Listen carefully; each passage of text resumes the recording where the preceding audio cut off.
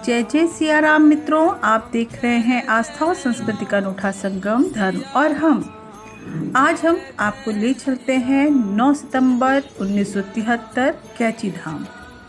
ये वह दिन था जो महाराज का सशरीर रहते हुए कैची में अंतिम दिन था।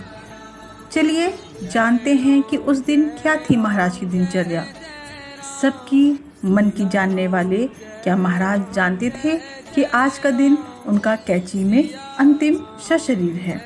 महाराज जी ने पूर्व ही घोषणा कर दी थी अपने भक्तों के मध्य कि वे वृंदावन जाने वाले हैं, और ये कोई खास बात भी नहीं थी क्योंकि महाराज जी तो रमता जोगी और बहता पानी, कभी वृंदावन, मथुरा, कानपुर तो लखनऊ, अतः भक्तों ने इसे आम घटना ही समझा।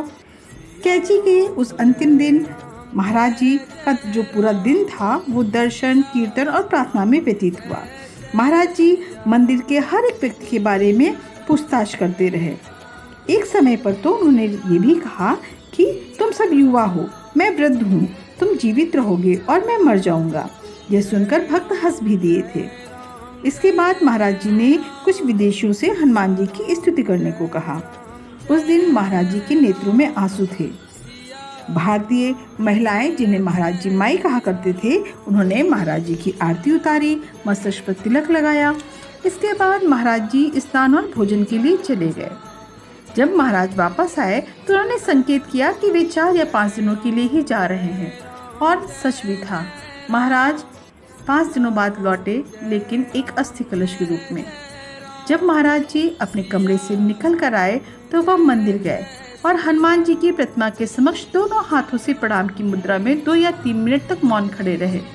वहीं पर महाराज जी का हमेशा ओढ़े जाने वाला कंबल उनके शरीर से गिर गया था, जिसे एक भक्त ने आकर उन्हें फिर से पहनाया।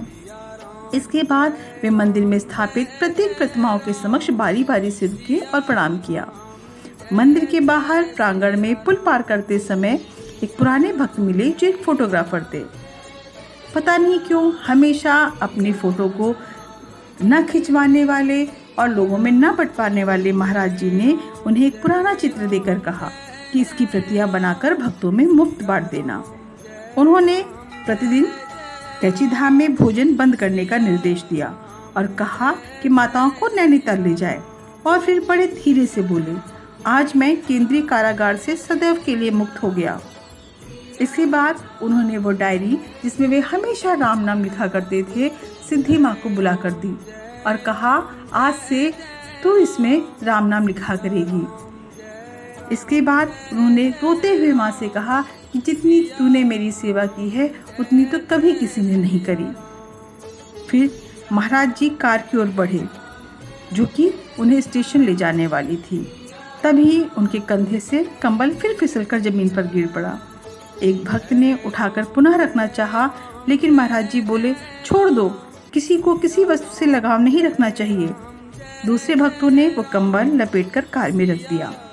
जिस क्षण वो कार में बैठे, एक वृद्ध महिला भुवाली के निकट के गांव से पहुंची, जिन्हें महाराज जी कचौड़ी वाली माई कहा करते थे, क्योंकि वे महाराज को नित्य प्रतिदिन कचौड़ियों का भोग लगाती थीं। महाराज जी उन्हें देखते ही बोले, माँ, मैं तुम्हारी प्रतीक्षा कर रहा था। उन्होंने उनके सर को स्पर्श किया और कहा कि मैं जा रहा हूँ। अब महाराज प्रसन्नचित्त थे। कार का ड्राइवर महाराज जी का एक पुराना और विश्वसनीय भक्त था। उन्होंने बाद में बताया कि रेलवे स्टेशन ले जाने के दौरान वो समझ गए थे कि महाराज का पैर आकार में बहुत भारी हो गया था, जिसे देखकर वो भयभीत हो गए थे। महाराज जी रास्ते भर उनसे तरह तरह की बातें करते रहे, जैसे भाग्य क्या है, क्या होने वाला है, हम आने वाले कल को भी नहीं मानते। ऐसी बातें करते करते महाराज जी गाड़ी से स्टेशन की ओर चलते गए। उन्हें कार में 2 घंटे बैठे रहना पड़ा। तभी महाराज जी ने एक सुंदर इंद्रधनुष की ओर संकेत करते हुए कहा, प्राकृतिक सौंदर्य को देखो, भगवान की सृष्टि कितनी सुंदर है और मनुष्य कभी भी इतनी सुंदर वस्तु नहीं बना सकता। महाराज जी के साथ उनके एक युवा भक्त रवि खन्ना भी महाराज जी के साथ गए थे। महाराज जी ने जो यात्रा नीम करौली धाम में ट्रेन से शुरू की थी, आज उन्होंने शायद फिर से ट्रेन को ही अंतिम लीला स्थली के रूप में चुन लिया था। रवि खन्ना ने महाराज जी के लिए आगरे तक का टिकट खरीद लिया। रात में गाड़ी में महाराज जी ने अपनी आंखों को बिल्कुल बंद नहीं किया और भक्तों को यह कहते हुए जगा कर रखा कि मैं थका हूँ, मुझसे बात करो। रवि खन्ना ने महाराज जी से दूध के लिए पूछा, जिसे पहाड़ की माइयों ने दिया था, लेकिन वो दूध खराब हो गया था। महाराज ने कहा फेंक दो, पर रवि खन्ना ऐसा नहीं करना चाहते थे। महाराज जी ने उसे स्वयं फेंक दिया और बोले, अब मुझे इसकी ज़रूरत नहीं।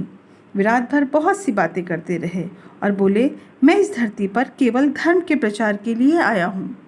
9 सितंबर से लेकर 11 सितंबर महाराज के देह लीला से पूर्व क्या क्या हुआ, यदि आप और जानना चाहते हैं तो बने रहिए हमारे साथ अगली वीडियो तक।